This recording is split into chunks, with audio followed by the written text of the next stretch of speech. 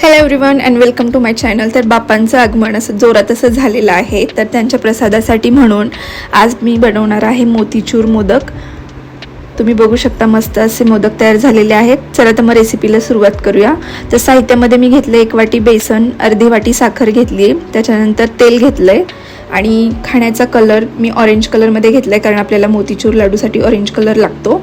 त्याच्यानंतर मी विलायची पूड घेतली आहे आणि मी खरबुजाच्या बिया घेतलेत। तुमच्याकडे जर अवेलेबल नसेल तर तुम्ही कुठलेही ड्रायफ्रूट यूज करू शकता। त्याच्यानंतर मी घेतले मीठ, तूप घेतलेलं आहे। तर सर्वप्रथम आपण एका बाउलमध्ये बेसन काढून घेऊ आणि थोडं थोडं त्याच्यामध्ये पाणी टाकत त्याला व्यवस्थित असं त्याच्यामधल्या गुठळ्या काढायच्या आहेत। त्याच्यानंतर मी टाकते चवीनुसार मीठ आणि जो आपण ऑरेंज कलर तयार करून घेतलेला होता पाण्यामध्ये तो मी 1 चमचा टाकणार आहे। परत एकदा व्यवस्थित मिक्स करा।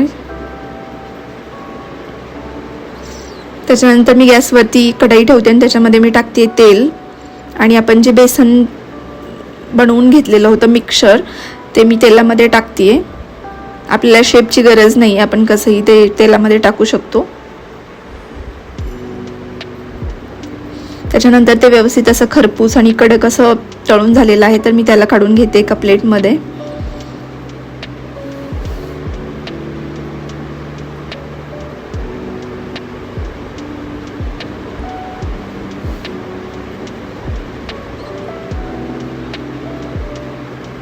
ओके, तर हे आपण आता मिक्सरमधून वाटून घेणार आहोत। थोडीशी बारीक पेस्ट केल्यासारखी करायची।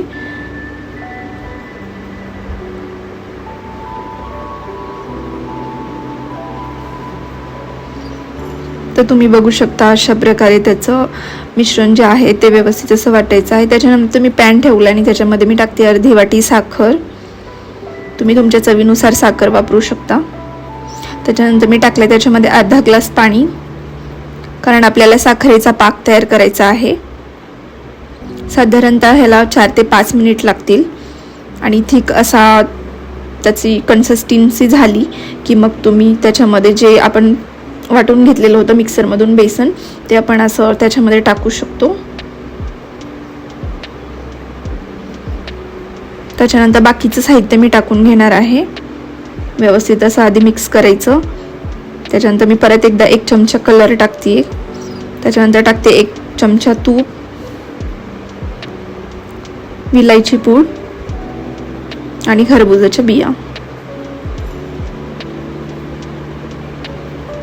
तर व्यवस्थित त्यातलं जो पाक आहे तो पूर्णपणे संपेपर्यंत आपल्याला मिक्स करायचा आहे, म्हणजे थोडंसं कोरडं मिश्रण आपल्याला तयार करायचं आहे।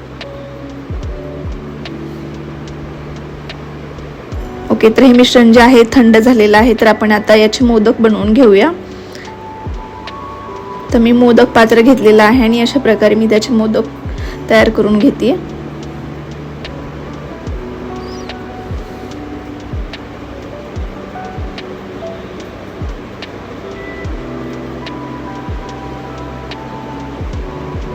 मी बघू शकता मस्त असा मोदकाचा शेप तयार झालेला आहे। अशा प्रकारे सर्व मोदक तयार करून घेते मी।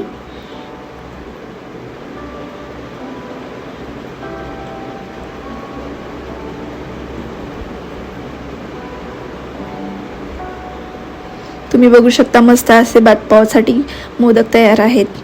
व्हिडिओ आवडला असेल तर लाईक करा, शेअर आणि सबस्क्राईब करा।